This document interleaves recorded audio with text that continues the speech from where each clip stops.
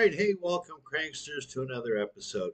Today, we got a little story that is not so much about being cranky as it is about having fun with other cranky people. Okay, it is called The Missing Toilet Seats of Mexico. Now, if you've ever been to Mexico and you have stepped outside of your all inclusive or your Hyatt Regency, Four Seasons Ritz, you're going to get into the real world of Mexico. And one of the things you're going to find out is that all over the place, nice restaurants, supermarkets, public bathrooms, there are missing toilet seats. Now, some people have a really hard time with missing toilet seats. I don't know who or why specifically. I mean, you're sitting down and, okay, yeah, it's a little bit colder, but for some reason, the seat is just a huge safety zone for some people. And when that safety zone isn't there, they don't like it. So, this is one such story. I'm living in Ziwa, and there's a little coffee shop that I go into in the morning, and it's my favorite place to go. And I'm sitting there and coming out into the store, I see a couple, and they're probably in their, my age, a little bit older. And the woman is very agitated and she's waving and shaking her arms. Her husband opens the door, lets her in. They go to the counter and they order some coffees and they come around to the area where I am and they sit a couple tables away. And she's complaining. This is their first time in 3 years that they have come down here to Mexico and they are not in one of the all inclusives. They are in what she calls rural, the other part of town.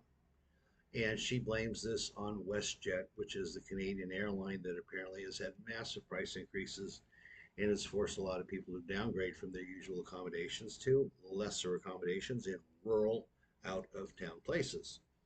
So she's quite unhappy. They've spent one night there, and she has a list of stuff that she doesn't like. And on that list, one of the ones is that she has heard about all the missing toilet seats. And this is really, really upsetting to her.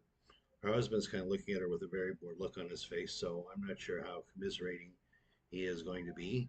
But anyway, she's full board. She is going for it. And she is talking about it.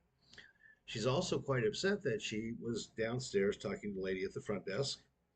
And that in itself is upsetting because there's nobody at the front desk that speaks English. And, gosh, gee, that does happen every once in a while in Mexico. And she wanted to find out if this lady could tell her what restaurants don't have toilet seats. Now, it's not something I think even a very, very fine front desk is going to keep track of. Um, what are they going to do? Send somebody around and do a report every few days on who's got a toilet seat, who doesn't anymore, who's got a new one, and, all this kind of stuff. Anyway, that's a major concern of hers. And she is talking to him, and she is concerned about dengue fever. She is talking about, malaria. She's talking about mosquito bites. She is talking about all kinds of diseases that she feels she might contract from sitting on this toilet seat, as well as the fact that it's just plain gross. He's sipping his coffee and he's kind of looking around as if he would love to have a TV to watch or a newspaper to read. But he's listening to her and he's nodding. And he's, yes, dear, well, we'll see what happens. We'll fix it and so forth. And she just keeps on going on. Now, I'm sitting there, and for some reason, I think, this could lead to something interesting. And I can't help myself. I actually get up and move a table closer to him so I can overhear everything they're saying a little bit more. Well, now she's talking about, what she needs to do. And one of the things she needs to do is she needs to find baby wipes. She's looking for baby wipes that are lanolin infused. And, she'd prefer it if they were lilac scented. Where can they go to the store and get these? Because this would make her feel better, at least about sitting on these god awful toilets without seats. So she's trying to ask him to do that. Now, me, I'm seeing an opportunity here to have some fun. Um, I am not always a great ambassador of international relations. And I thought, okay, this could be interesting if I start talking, and we'll see what happens. So, anyway, they go on a little bit more, and he's more interested in everything else. He's looking around and, doing one of these kind of things, and she's lamenting about, the challenges she has, with her soft butt and her skin, and she doesn't want to get this and that and that and that and on and on and on. And I'm listening to all this, and I come to realize that she knows I'm within earshot, and she probably doesn't realize I'm not a Mexican. And maybe that's because I ordered some coffee or Danish, and I did it all in Spanish, so I don't know what she knows. I don't think their Spanish goes beyond menu, hola, como estás, and that's probably about it. They know no Spanish at all, it seems like. So my quietness, I think, has led her to believe, and my Spanish has led her to believe that I'm Mexican. Anyway, I decided, okay, I'm just going to go for it. Now I've got this little devil on one side and an angel on the other side that kind of talk to me and give me guidance, give me balance sometimes. And, the angel is saying, be nice, be nice, be nice. And the devil's just going, this could be a lot of fun, buddy. Just go for it. And the devil side of me just tends to have a little bit more fun. So I did. I get up and I went and introduced myself. And I said, my name is Andre. I've overheard a little bit about your situation. And, maybe you can let me help you get around here and figure out how to do some things. And she has this look that all of a sudden there's a realization that, yes, I have heard everything she has said about her rosy pink buttocks and what she needs for them, the lanolin wipes. And, there's been a little bit of TMI, that too much information that she's put out there, thinking that nobody was speaking English there. But she holds to it. And, I tell them, hey, I've lived here for 3 years and, can I help you with something? You're new, obviously, in town, and, I would like to help you out. No, no, no catch, anything like that. Well, he comes up and his first question is, where do I get the best pizza? Okay. And that was followed by the cheapest beer. And so he's obviously not concerned in the same way that she is. Anyway, so I actually, tell him, I give him some information, I give him some quick guidelines to, how to get around town, negotiate this part of the rural town. And they admit that when they come down and visit that, they can be here for 10 days and, one day they get out of town on a bus with some people and they go into the art and souvenir shopping stores, and that's about it. For the rest of the time, they are in the resort.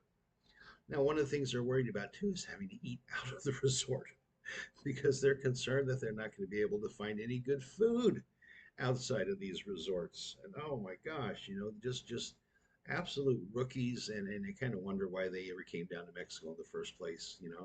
They could have gone to a beach in Hilton Head, and I'm sure just had just as good a time and not worried about what's outside at all.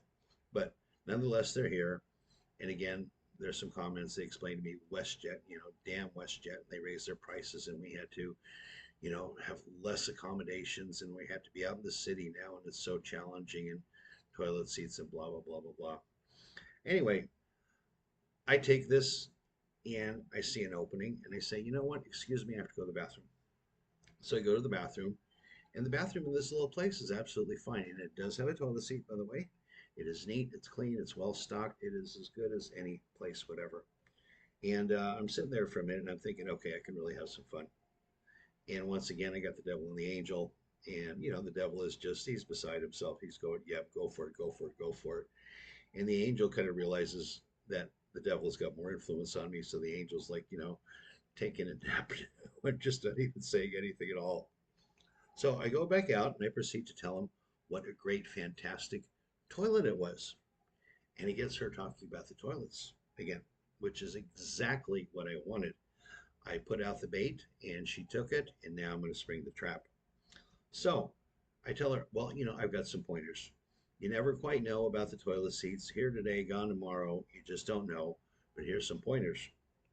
So I tell her, whenever she goes into one of those places, that she should look in the corner and that there's a stick, about a 4 foot long stick that she should use. And that she should stick it in the toilet seat. Because, some of these toilets, they're adjacent, they're on the outside of the building, and there's, jungles and trees out there and critters and stuff like that. So it's not unusual for people to find snakes, bullfrogs, little turtles, lizards. Who knows what could be in those toilets? But that to put the stick in and shake it up will get some of them to jump out and get the heck out of there. Now, I remind her also that in order to do that, she's got to make sure the door's open. Don't close the door behind you in the toilet, leave it wide open while you do this and get this going. She's looking at me, her eyes are getting a little buggy. He's looking at me like, I don't know, I think part of him thinks I'm full of shit, which I was, but at the same time, he's not quite sure either. So on we go, and I tell her, look, here's what we do. Here's what us expats, we've been here for years, we've learned everything. This is what we do. And I tell her, about the sticks, watch out for that. By the way, too, up there in the corner, there's spiders, and the spiders will come down on their web and drink the water in the toilet. So you got to watch out for them as well, too. Look up, down, everywhere around you. Make sure that this is, a safe from critters kind of environment. Then I recommend her that she bring some disinfectant. And if there's a toilet seat that needs some disinfectant, that most gringos, we have a little spray bottle and we spray it on. But I tell her, don't dry it off. Let it sit there. And yeah, it's a little uncomfortable sitting in this wet spot. But if you don't, you're going to ruin all the germ killing action of the disinfectant. She's looking at me like this, like, what is he talking about? And, but at the same time, she's still not sure. I tell her how to say, where's the bathroom in Spanish? Donde es el baño? And they quickly write that down because I got a feeling they're going to ask that question a lot. I'm not quite sure how to say toilet seat in Spanish because I've never had to. So I don't have a translation for that. But I tell them that, hey, look, there's some translated programs. You go home, you get on your computer or your phone, and you'll find out how to say that is. And, it's going to be very easy, just a few words for you to learn and practice it. And next thing you know, you'll be able to go out 5, 6 times a day and ask that very, very important question: where is the bathroom and does it have a toilet seat? Which some of the staff might not know because, again, this morning it was there, later on it's gone, and who knows where. Um, and I told her, begs the question that, we don't know. It's a mystery to the Mexican people. It's a mystery to all of us where the toilet seats have gone. And he chimes up finally. He's interested. He's awake. He goes, well, what do you think happened to them? I mean, do people steal them? Do they use them for something else? And I'm just ad libbing here 100%. And so I say, well, one of the rumors is that the cartels come and take him and they use them as yokes. They put two of these together and they put a chain in the middle. They put it over the people's head. And this is how they control all the workers in the cocaine fields. They're like yokes, like for oxen. Yeah, I told him that, you know. And by the look on his face, he's going, okay, this is a plausible reason. Um, I also tell him that I've heard there is a huge black market for them in Guatemala, Central America, all those countries there, that for some reason there's probably a United States embargo, sanctions against toilet seats. And so they cross the border to steal them, and down there, they're worth, 50, 60, $70. Okay, and they're giving some serious thought to this as well. The final and last thing that I come up with was that there's some very, very poor places, and people will take him and they'll paint him and they'll make picture frames and they'll put pictures of the family in the center of them. And this is now hung up on the wall. And they're absorbed by this. And of course, this is all just coming on the top of my head. It was really good coffee, so it was very, very creative that morning. Anyway, so, well, that's what I did. And they are turning different shades of red and pink and getting concerned. And, I just had the opportunity to ask a couple more questions and they ad lib some more. And, next thing I know, I'm telling them, oh, another thing we do is, we've always got a pair of latex gloves in our pocket and we, put those on, we touch everything. This is what the expats do. You do all this, you're going to be fun. And she is not looking good. I mean, I am sure she is thinking of telling her husband, you know what, next time we go on vacation, it's going to be like Tulsa, Oklahoma, or maybe Little Rock, Arkansas, because I don't need this missing toilet crap in my life at all. I got a nice, tender little butt, and I want to keep it that way, and I don't want to get grossed out by all the terrible things that can happen. So then it comes to me, oh, I got something else to tell you about.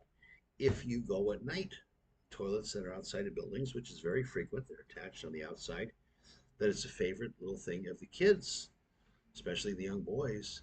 They go and they'll open the door, reach their hand, and turn the light off and leave you in there. And the whole point is they sit outside and they listen to you scream.